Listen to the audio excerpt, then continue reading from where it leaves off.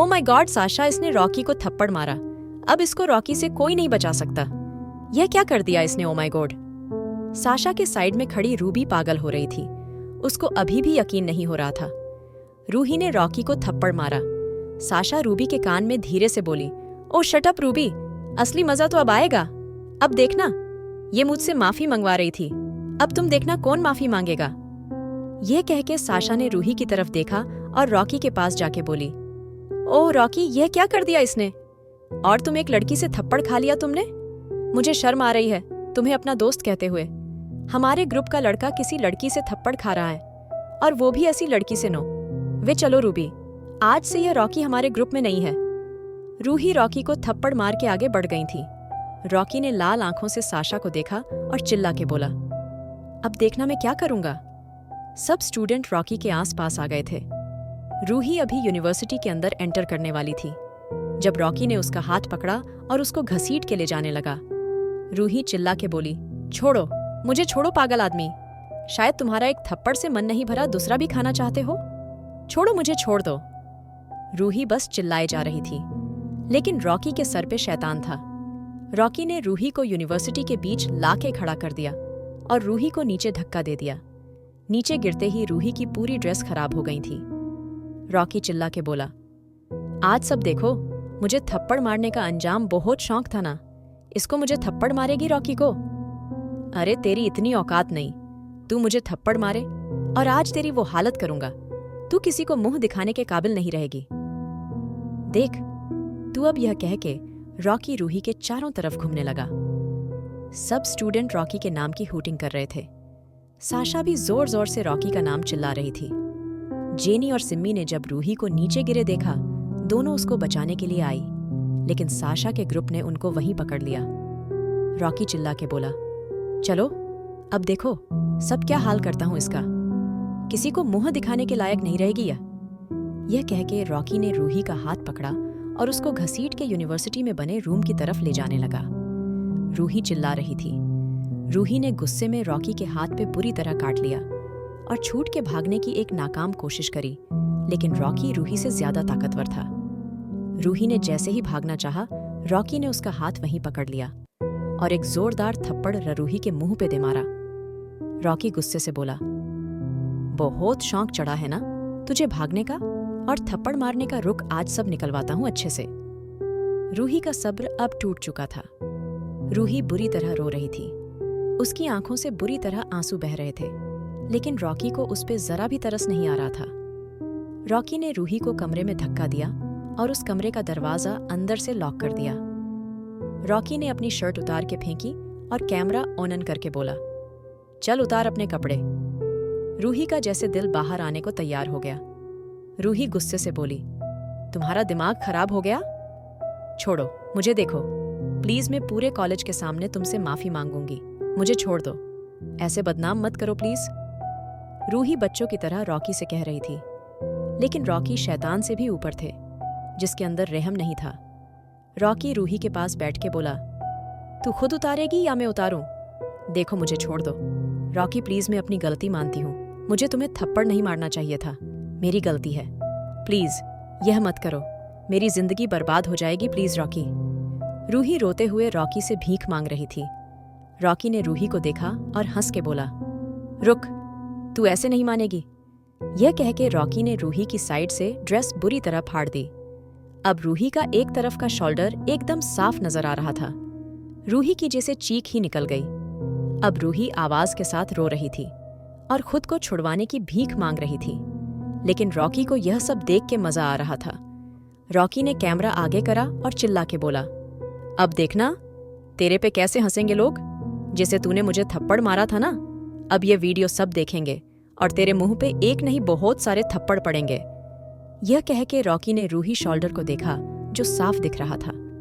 Rocky ने शैतानी नजरों से रूही के जिस्म को देखा। रॉकी अब रूही को पूरी ड्रेस फाड़ने वाला था। रॉकी ने कैमरा आगे करा और रूही की ड्रेस फाड़ने को जैसे ही हाथ बढ़ाया, किसी के मजबूत हाथों ने रॉकी का हाथ बुरी तरह पकड़ लिया। रॉकी को अचानक अपने हाथ पे बहुत ज्यादा दर्द महसूस होने लगा था। रॉकी ने अपने साइड में देखा, जहां डेमन की आंखें अब नीली से लाल हो रही थीं। डेमन की पकड़ रॉकी के हाथ पे कसती जा रही थी। अब रॉकी दर्द से चिल्लाने लगा था। रॉकी के हाथ से फोन गिर गया था। डेमन ने रूही की बड़ी बड़ी आंसुओं से भरी आंखों में देखा, जहां सिर्फ लाली थी। डेमन रूही को घूर रहा था और जैसे ही रूही का एक आंसू निकलता, डेमन की पकड़ रॉकी के हाथ पे कस जाती। डेमन ने अब नजर घुमा के रॉकी को देखा। रॉकी के हाथ को सारी हड्डियां टूट चुकी थीं। रॉकी बुरी तरह चीख रहा था, लेकिन डेमन पे कोई फर्क नहीं पड़ रहा था। डेमन ने अचानक रॉकी का हाथ छोड़ दिया और रूही को देखा। डेमन की आंखें फिर से नीली हो गईं। डेमन ने रूही का हाथ पकड़ा और उसको अपनी तरफ खींचा। रूही को पता नहीं यह सब क्या हो रहा था। डेमन ने अपनी ब्लैक लेदर की जैकेट उतारी और रूही के चारों तरफ लपेट दी। रॉकी चिल्लाते हुए रूही के करीब आ रहा था, लेकिन डेमन ने उसकी गर्दन पकड़ी और उसको हवा में उठा दिया। डेमन की आंखें फिर से लाल हो गई थीं। डेमन गुस्से से बोला, इस हाथ से तूने उसको छुआ था ना? इस हाथ से तूने उसको चोट पहुंचाई ना? कितनी बार तुझसे कहा था, स्टे अवे फ्रॉम हर, लेकिन तूने सुनी नहीं। कोई बात नहीं, अब सुनेगा। यह कह के डेमन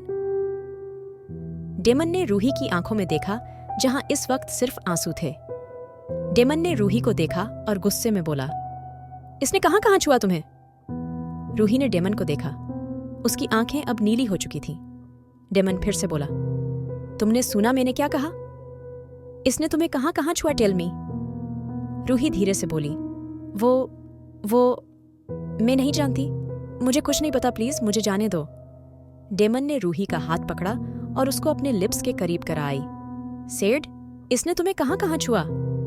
जितना पूछा वो बताओ। डेमन की आंखों में अब आग जलने लगी थी। रूही को अपने हाथ पे कुछ बहुत गर्म महसूस हो रहा था। रूही धीरे से बोली, वो उसने मुझे थप्पड़ मारा और उसने मेरे शोल्डर को छुआ, मेरी ड्रेस फाड़ी और मेरे बाल खींचे।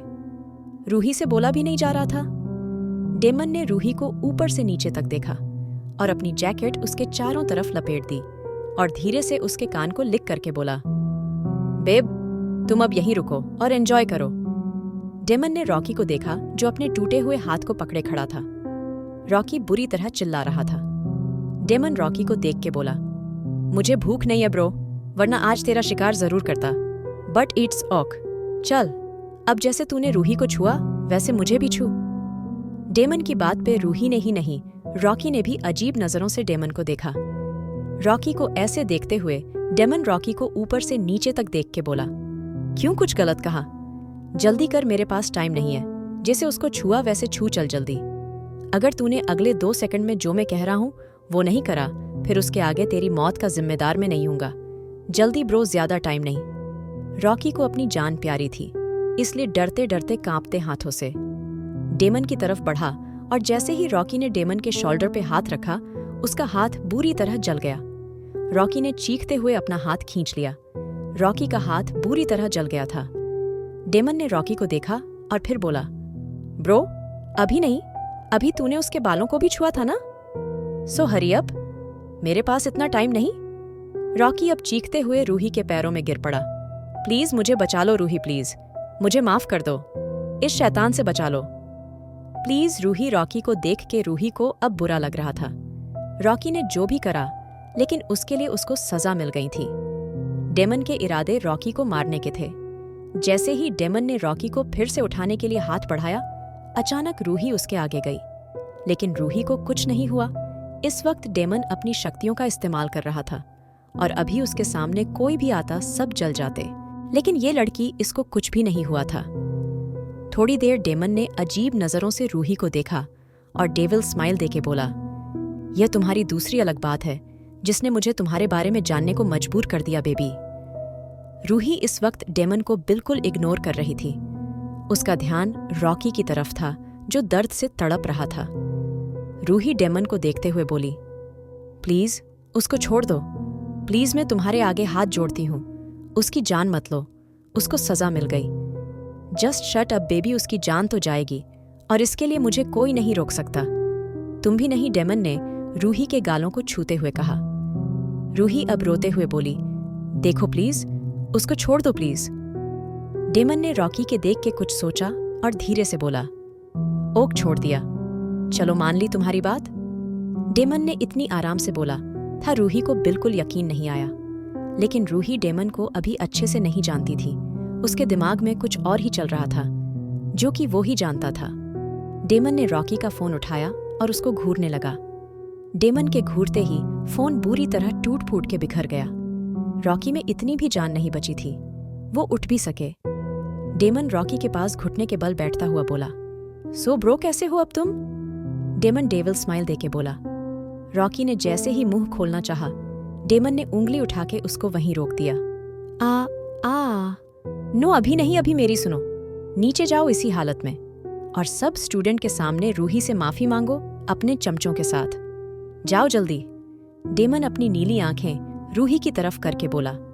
रूही बिल्कुल नहीं जानती थी डेमन के दिमाग में चल क्या रहा है। रॉकी ने हाँ में सर हिलाया और जबरदस्ती उठने की कोशिश करने लगा। डेमन रॉकी को देख के बोला, oh bro I am really sorry, मैं तो यह बताना ही भूल गया माफी मांगनी कैसे है। तुम्हें और तुम्हारे चमचों को जमीन में अपनी नाक रगड़ के माफी मांगनी है। Okay got it now get out. Demon Roohi की तरफ देख के बोला। उसके कहते ही रॉकी जबरदस्ती उठ के और खुद को घसीट के गायब हो गया। रॉकी के जाते ही रूही डेमन को गुस्से से देख के बोली, प्लीज मुझे अपना तमाशा नहीं बनाना, कॉलेज के सामने जाने दो। मुझे नहीं मांगनी, माफी नहीं मंगवानी। प्लीज मुझे जाने दो, तुम जो भी हो मुझे जाने दो। डेमन ने रूही को गौर से देखा और उसका हाथ पकड़ के उसको अपने करीब खींचा। रूही डेमन के गले लग गई। डेमन ने रूही के शोल्डर को देखा जहां रॉकी के नाखूनों को निशान थे। रूही के जख्मों को देख के डेमन ने आंखें बंद करी और रॉकी जो सीढ़ियों से उतर रहा था एकदम से नीचे गिर गया। डेमन ने अपनी आंखें खोली और रूही की गर्दन पकड़ के बोला, शश शश शश बेबी गर्ल, मैंने तुमसे पूछा नहीं है मुझे किसको सजा देनी है, किससे माफी मंगवानी है। और रही बात माफी की तो डेमन ने कुछ पल रुक के रूही की गहरी आंखों में देखा। तो वो तुम्हें अभी पता लगेगा। तुमने बहुत बड़ी गलती कर दी बेबी, अपनी जिंदगी की सबसे बड़ी गलती मेरी बात ना मान के। यह कहते हुए डेमन ने अपने कॉल्ड लिप्स रूही के शोल्डर पे रख दिए। डेमन की छुअन पाके जैसे रूही की बॉडी में सिहरन दौड़ गई। रूही ने कस के आंखें बंद कर ली। डेमन अब नीचे की तरफ बढ़ रहा था। अचानक रूही, आखिर क्या करेगी रूही अब? जानने के लिए सुनिए blood lust, seduction of the night.